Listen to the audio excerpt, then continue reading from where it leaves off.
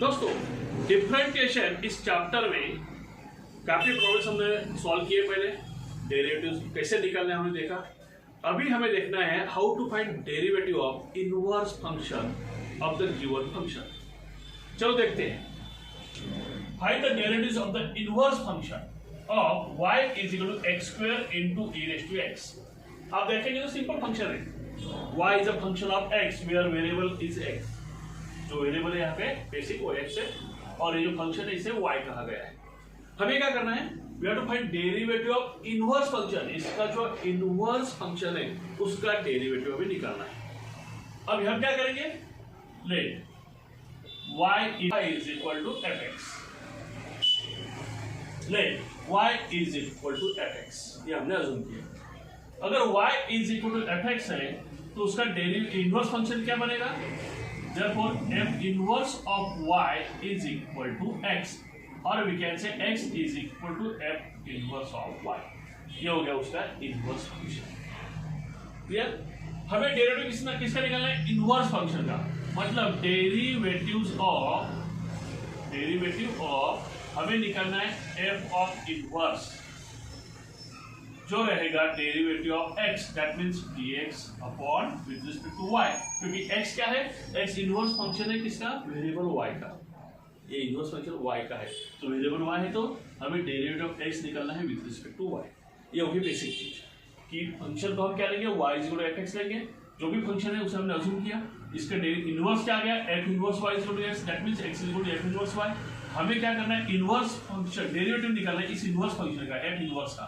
मतलब हमें डेरिवेटिव निकालना है x का with respect two variable y, dx upon dy हमें चाहिए।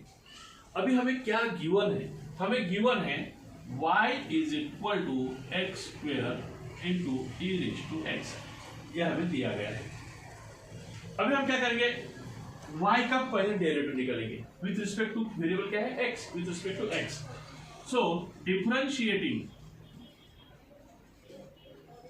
with respect to x, dy by dx क्या लेंगे हम, derivative of y with respect to variable x। ये सिंबॉलिक हो गया, dy by dx is equal to, इसका डेरिवेटिव लेना है तो ये क्या है, प्रोडक्ट फॉर्म है, u इंटू v। तो प्रोडक्ट रूल जो है हमारा उसे हमें अप्लाई करना है।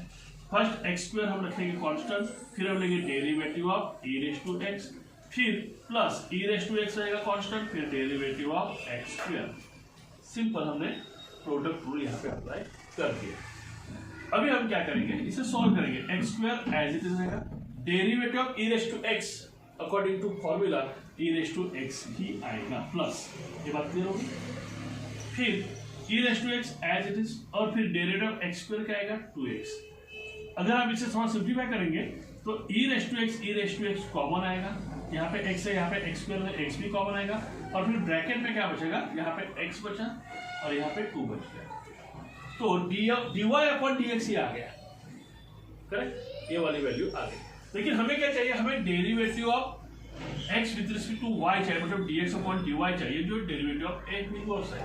मतलब डेरिवेटिव हमें चाहिए इनवर्स फंक्शन का, डेरिवेटिव ऑफ f इनवर्स चाहिए। वो क्या है, वो है dx अपॉन dy।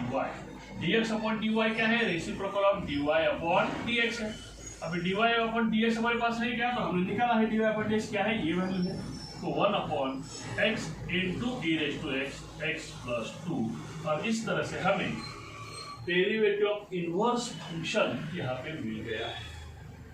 मतलब हमने क्या किया, पहले जो गिवन फंक्शन था उसका dy बाई dx निकाला और फिर उसका रेसिप्रोकल लिया, और फॉर्मेट कैसे लिखा है, हमें डेरिवेटिव ऑफ f इनवर्स, क्योंकि हमें वही चाहिए, डेरिवेटिव ऑफ इनवर्स फंक्शन चाहिए।